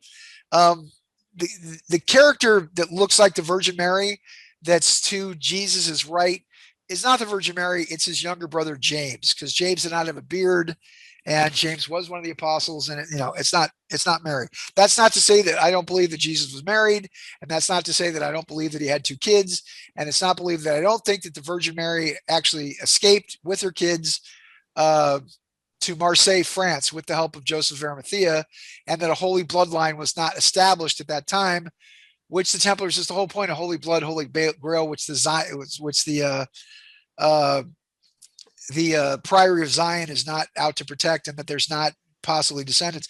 By the way, I don't know what your blood type is, but the blood type of Jesus is AB negative, because that's the blood type on the Shroud of Turin, which I do believe is legitimate. People are saying, "Oh no, it's been proven false," because they tested parts of the outer core, which were repaired after a fire in the 15th century, but they've never given pieces of the inner core to show that it actually comes from the time. And I do believe that you're actually looking at the face of Christ, and his blood type was AB negative. So if you're AB negative, maybe it's you. Maybe you got a shot at, winning Who Wants to Be a Billionaire and becoming Pope or ruler of the world. All right. Now, what this leads to is it leads to a second messianic figure. And that second messianic figure is a more misshapen version of the same angle, which is from 48 to 77 AD, which is Paul. And Paul creates, and this is a war, this is a battle that me and people like Mark Becker and all the people that go to the New Life Expo have been fighting for 2,000 years. The battle is a fight between the religion of Jesus, which allowed you to raise the dead and heal the sick and do amazing things, and the religion about Jesus. And Paul began the religion about Jesus, which then leads you to the Queen's Chamber, which leads to a whole other deal, which I'm not going to explain now because it's not part of this topic. But what the religion about Jesus, the Ascension, leads to the Grand Gallery. And the Grand Gallery has 7 concourses. The 7 concourses are 60 feet high, and it means that you have complete freedom for 2,000 years. You're incarnating, you're going to other planets, you're studying with the ascended masters, you're doing whatever. Then you come down about every 150, 200 years or so. You live a human life, and then you're back up, and you go back down, you go back up, go back down. Now, the significance of the 20th and the 21st century is there's something called the Great Step. At the end of this, which is in 1844, and there were 3 or 4 religions that were actually based on this. You have the Seventh-day Adventists, you have the Mormons, you have the Spiritualists that are all built around that period of time. The Great Step goes straight up for 66 years. From 1844 till 1900 is the greatest period of human ingenuity, human invention, human, just yay for humans. It goes straight up and it levels out at 1900. 1900 again is Tesla, is Edison, is Ford, is Faraday. Everything is invented between about 1895 and about 1900 or so. It goes straight up, and so it levels out at 1900. So at the same time, the ascended ones are there. The people in the pit are there. Now, we bend down again at the entrance to the foyer of the master chamber, of the king's chamber, and guess when that happens? It begins at the beginning of World War I, 1914. Okay, we go into 1914. We go through. Now, I'm not going to explain the whole pyramid. That's a whole other lecture, but I love talking about it, and it gets us there. So, what the pyramid is telling us is that there's going to be, this whole decade is going to be a series of disasters, and a series of things that are going to lead to the return of the Messiah. There's only one hieroglyph in the entire pyramid. One hieroglyph, and that hieroglyph is a raised semicircle. It's a hemisphere. And that raised semicircle means the rainbow, the bread of life, and it's the symbol for the coming Messiah. And the coming now, okay, you can stand up and you can walk for a little period of time. The Messianic Eve begins in, let me see, you can stand up right there. You can stand up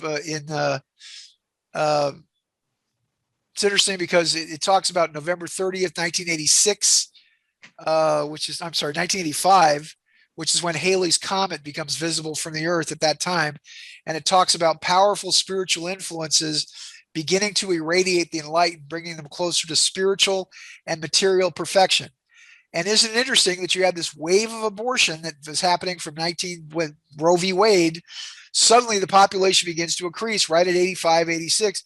You have about 70 plus million kids. Don't get all high on yourselves, but 70 plus million kids that begin to be born at that time. So we have an actual population explosion, dead center of the Reagan administration. So you got all these kids born after 85 who have this powerful spiritual influence. By the way, Tomorrowland at Disneyland, when Disneyland opened in 1985, was the amazing scientific world of 1986, because that's when the Halley's Comet came back.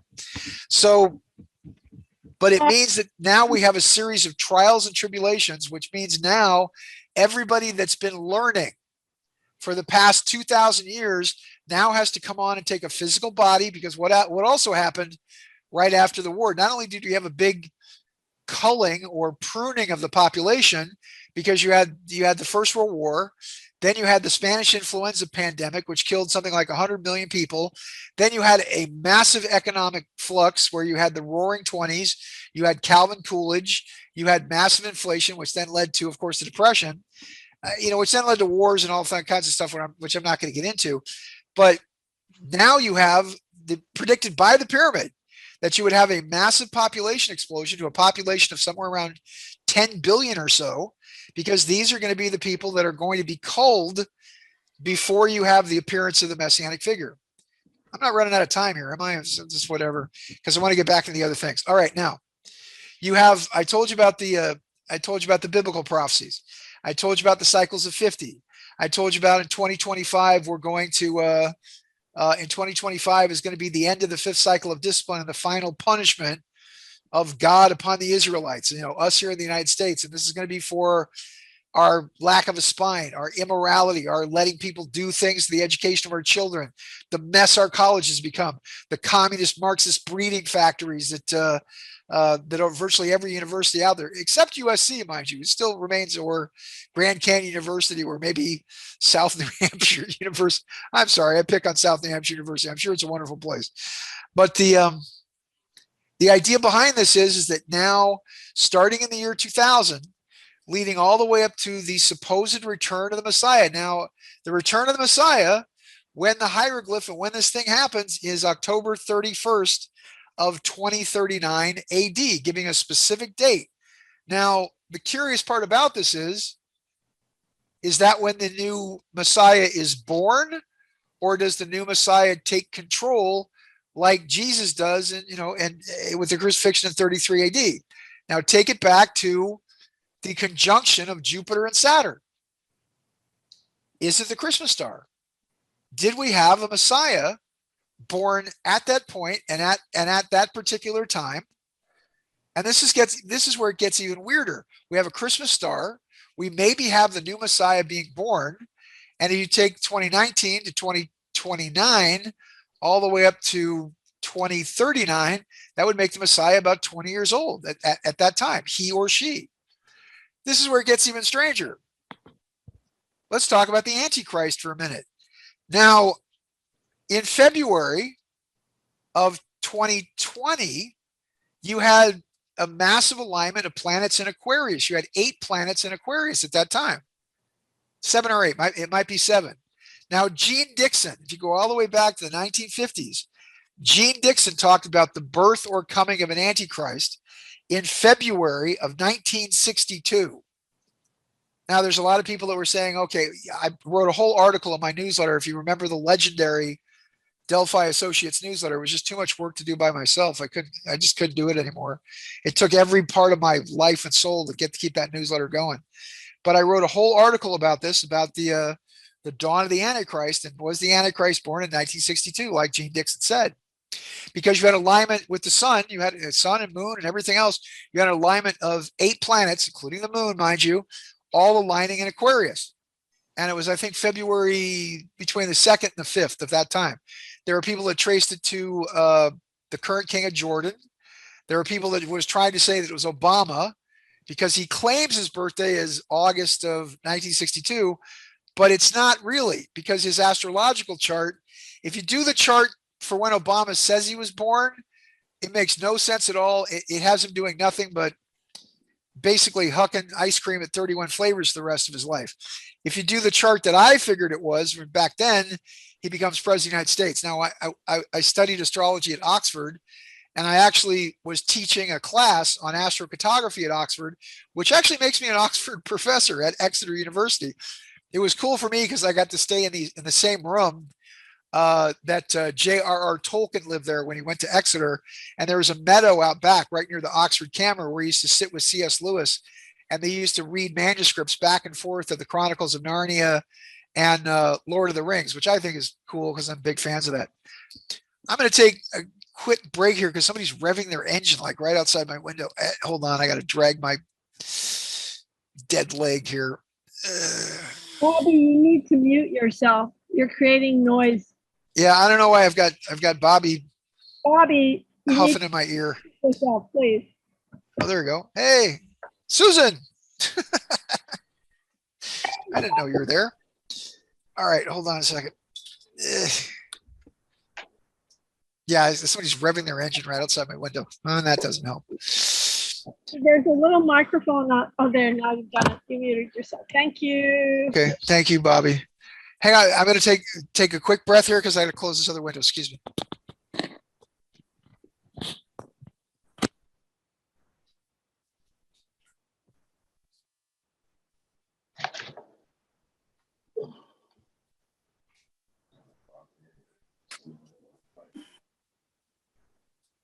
Gotta leave here soon. There's gonna be a line. No, I said, 7 is good, but I was gonna go out there and see what 6 o'clock will look like. Oh, Okay, all right. We good? Everything good? I left already. Now I've got Karen St. Clair, who's sorry, Karen. Okay. There you go. Thank you, Susan. Hi, darling. You look beautiful as always.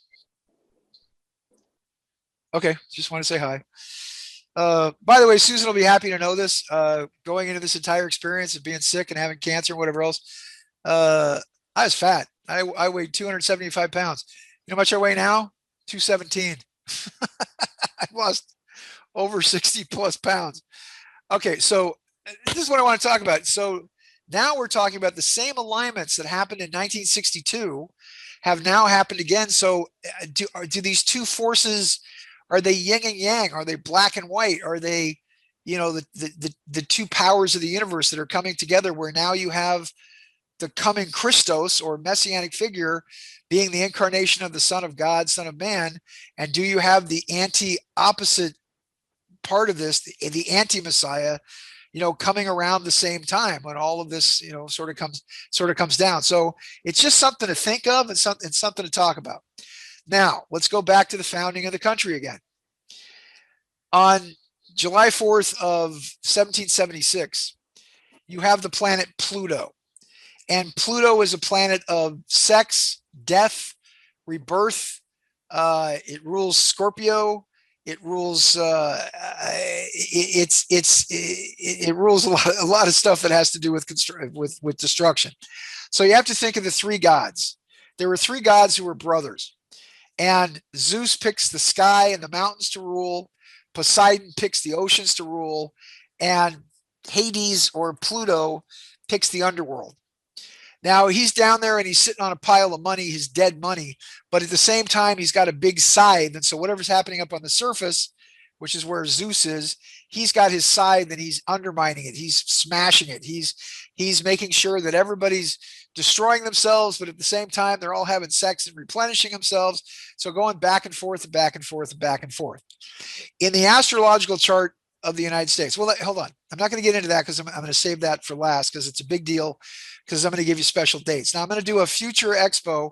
I've been studying cryptocurrency. And as I told you, if you'd taken 1/10 of my advice, you'd be super rich right now. If you'd taken 1/10, I still remember being in San Francisco. I still remember at the expo. It was 17 cents at the expo. It was $35 in San Francisco. And if you just bought $100 worth of Bitcoin, you'd be fabulously wealthy right now. But nobody, I feel like Cassandra had sex with Apollo and he says, what do you want? She says, I want the power of prophecy. And Apollo says, only the gods can predict the future. And he goes, okay, you get the power of prophecy, but nobody's going to believe you. And the play of Cassandra ends where she predicts her own death and the destruction of the town while the people are tearing her to shreds. So I feel like a modern day Cassandra. Anybody else know how that feels? So I know that when you said buy it at 16 cents, if I put $10,000 in, I would have been a multi-billionaire right now. yeah, but then you wouldn't do the expos anymore. You'd be living in Russia someplace. Oh, I'd be doing expos all around the country. Okay, well, let's go, man. I'm telling you, LA's wide open. The LA Coliseum is open. You can do the rooms up there. You can do college campuses. I got all kinds of opportunities for you out here. Let's do Pasadena. I'm glad to see you back, and I love you. So this is really special. Thank you. Everybody, Sean, when they took him out of jail, he came back to almost nothing. So if you want to make a donation for Sean, where would they send that to, Sean? Once again, first off, you can buy all the books off Amazon. That helps. If you want to donate something through Venmo, it's at Sean Morton 108, sacred number to the Tibetans. Or if you want to go to PayPal, which is also my email address, it's SeanMorton108@gmail. And if you want to just write me an email and say hello and thanks for your support, it really moves me that people are, the people have been so supportive, and I have a place to live because of people like Allison Tucker. I mean, I'm living now off the grace of so many people out there, and thanks to you, and thank you so much. By the way, I only got out of prison yesterday. I mean, they literally came in and said, get your stuff, pack up. At 3 o'clock in the afternoon, they had me on a plane by 6:30, and I was rolling into the gate at LAX at 12:30 a.m. Vomiting my guts out. I vomited on this guard that they sent to me. Keep your mask on. And I'm like, okay, fine. This vomit like spitting out on either side. And, I'm crippled on one side. I can't use my right arm, so I can't really work at anything. And of course, they kicked me out of the federal insurance system as well. And they blinded one of your eyes, didn't they? Yeah, so I'm blind in one eye because they ripped the lens out of my eye and then told me that, oops, sorry, in a botched cataract operation. And now they gave me cancer. I've got squamous carcinoma, which they told me back in January that I wasn't going to live through Christmas. And I had it on the run. I had it in remission. Then they sent me into their federal program where they gave me staph. They gave me MRSA. Half the stuff that they're doing, they screwed me. And then they were trying to unscrew the stuff that they screwed me with from when they screwed me from the first place. So they haven't even worked on my cancer for the last 3 months. They've been giving me vancomycin. And then they gave some doctor from UCLA that was working up at Duke Medical Center. They gave me an antibiotic that I was allergic to. And I broke out in hives all over my body. So great. Thank you, God, and your bet with Satan. Now I'm Job with leprosy, laying chained hand and foot to a hospital bed. That's how bad it's been. I don't want to get into it because I wanted to talk about it. But after throwing up on the plane, the only thing he could think about was me. So he gave me a call. You're the first person I called, man. Are you kidding me? You're my best friend. I've been known for what, 25 years now? I know. Am I doing okay? Am I running out of time? Yeah, you are. But I'm going to tell. I was telling the story. 1990, this guy, Sean Dave Morton, comes to my New Life Expo in New York, and he says, Mark Becker, my name is Sean. No, Mr. Becker. My name is Sean David Morton. Mr. Becker, I was very respectful. Yes, he goes, I would like to speak at your expo, and I will be the biggest speaker you ever have. And I said, well, the whole schedule, we're in the middle of the expo here. The whole schedule has started. This was Friday. He said, well, can you find a spot? I said, well, I have a spot at the end of Sunday. He goes, I'll take it. He goes, I will promote it all weekend. And sure enough, he filled that room up. He just filled that room up, and he's been filling rooms up ever since. Thank you. So what we're going to do is we're going to do in the next 2 weeks, we're going to do a special with Sean David Morton on Zoom. People can join that. Of course, there'll be a fee to help Sean. And but you'll all be, I have your emails, we'll find out about that. Right now, if you want the videos of this show and of all 24 speakers, it's only $49. I know this show is free, so if you can donate $49 to New Life, then we'll send you all the videos, all 24 videos, and basically it's in the chat box. You would go to the New Life Expo website, newlifeexpo.com. You'll get tickets and you get the videos. So how much time? How much time do I have left? Well, that's about it. I mean, we have a Gail in room. It's gonna be in the main room, and Tracy's in room 2. So if you want to give a closing statement for them, Okay, can you give me 10 minutes? yeah. Okay, all right, 10 minutes goes. Let me get into the Pluto stuff here all right, so I talked about the night of the Jaguar. Okay, am I good? You're good. And just let me give you some dates here. Capricorn, Pluto is at 27 degrees Capricorn in the founding of the United States. Pluto is doing a return. Pluto returns every about 242 to 250 years once again, which means Pluto is now returning. So just everything's going to collapse. My 2 biggest advices that I give you now, and I'll give you this for free, is I would take every dime that you've got right now and I would start putting it into gold coins and silver. Silver is going to practically double. You'll possibly see, I mean, because we're repeating a cycle from 1976 to 1980. You think Jimmy Carter was bad? You ain't seen nothing until you see what Biden's going to do to the country. And what happens is that, let me just click this one thing on here so I give you these dates. So we're coming up, the United States is coming up on a Pluto return. And because Pluto's in Capricorn, what does Capricorn rule? It rules the skeleton. It rules the knees and feet. It rules constitutions. It rules banks. It rules money systems. So you just have to imagine that Hades or Pluto has his scythe and he's just under there, under every single one of these big institutions, just chipping away, destroying every single one of these things. You're just going to see a complete collapse of the dollar, possibly by the end of this year to the beginning of next year. The reason I knew about Bitcoin is because I interviewed Janet Yellen, who's now Secretary of the Treasury. I interviewed her all the way back from my newsletter back in 2005, 2006. And I said, what's the debt of the United States? And she said, no, it's about 8 trillion. And I said, how much money is in circulation? She says about 750 billion. I said, how are we supposed to pay off an $8 trillion debt? Her exact words were, I don't know. We're going to go to some kind of electronic currency at some point. I said, so instead of paper, we're going to go to blips of light. She said, yeah, that's probably about right. We're probably going to go to some kind of, I said, you mean like an e-currency? And she said, yeah, I like that. Like an e-coin. So this was Janet Yellen telling me this stuff. And let me I'm going to give you some specific dates here as far as when this is going to go. Now, we're getting ready to have the first Pluto 27 degrees Capricorn, because once again, the United States founded. So you can expect massive economic, political, social, banking crisis points between June 22nd, 2022 to August 4th of 2022. Now, I fully expect at that time, and I'm not sure it's going to help, but the Republicans are going to take over they're going to retake the House and possibly the Senate. They're going to be completely impotent and ineffectual unless they can get rid of that turtle, Mitch McConnell. Mitch McConnell is what's stopping everything. He's got about 18 slave butt boys in the Senate, which he's holding the entire government hostage. But Pluto first crosses 27 degrees Capricorn. And this is going to be a major crisis point for the United States, June 22nd, 2022 to August 4th of 2022. Then it retrogrades. So the truck runs over us.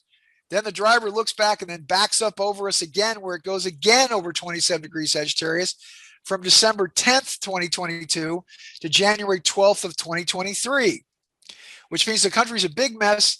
They hand the House and the Senate back to the Republicans. They can do nothing because probably by that time, you're probably going to see maybe Kamala Harris as president of the United States. And you think Biden's slow. Then again, it moves back over September to September, write these dates down, September 20th, 2023 to November 1st of 2023. Now it's going to move into Aquarius, all right, in January 2024. So we're going to get a brief glimpse of what the future is going to look like. Brief glimpse of this because for about an 8-month period, it moves into Aquarius on January. This is Pluto now, from January 24th. Then it moves back into Capricorn in September of 2024. Then the new age, finally, it moves into Aquarius for good. It moves one last time across this Capricorn point, and it moves into Aquarius on December 21st. It's basically a giant Christmas present in 2024. And by that time, I think we might have the government straightened out. We might see it, but then you got it for 18 years. Pluto's going to be in Aquarius, which means, yeah, there's going to be an economic renaissance, but now we're looking at a Terminator scenario. Now we're fighting Skynet. Now, when Bill Gates and Elon Musk warn you about artificial intelligence, you should listen to them. Because I'll give you an example. Disneyland wants to replace Cinderella and Snow White, the greeters, the greet little kids. They want to replace them with robots.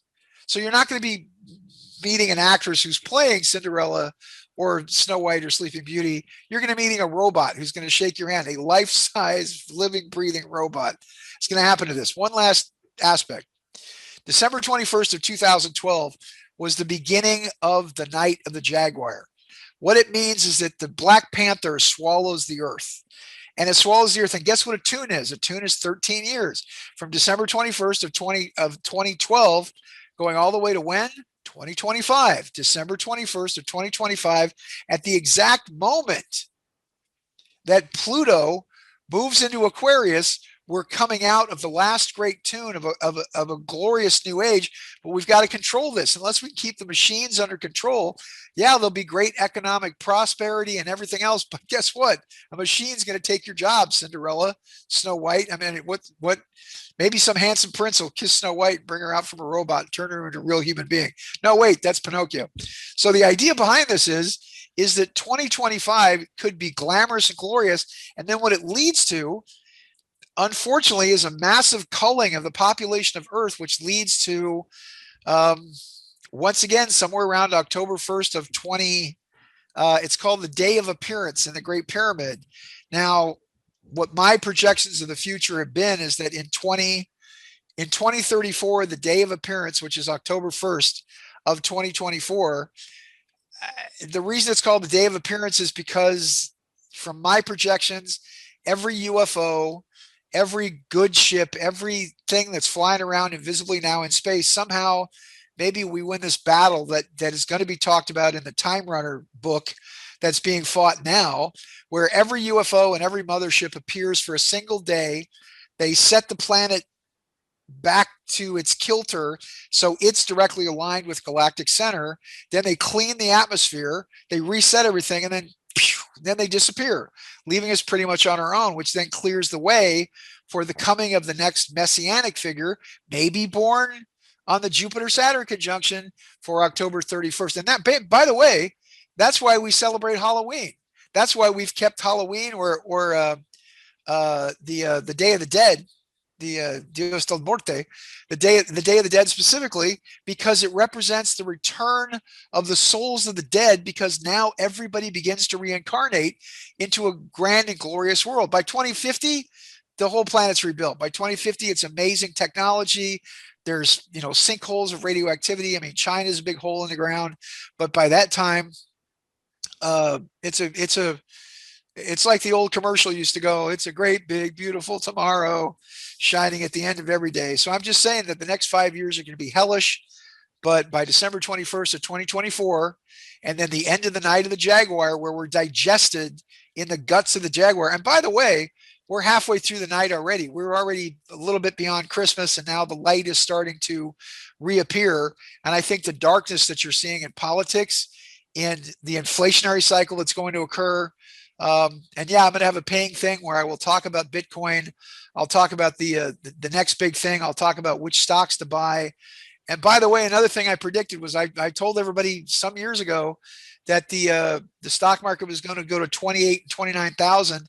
And at that point, there was going to be I did not know what it was, but that there was going to be a massive social, political, and financial collapse, which is exactly what you're seeing with this COVID thing, which I still think is kind of a joke, but it's like, they managed to beat the president of the United States with the flu, which I think is kind of weird.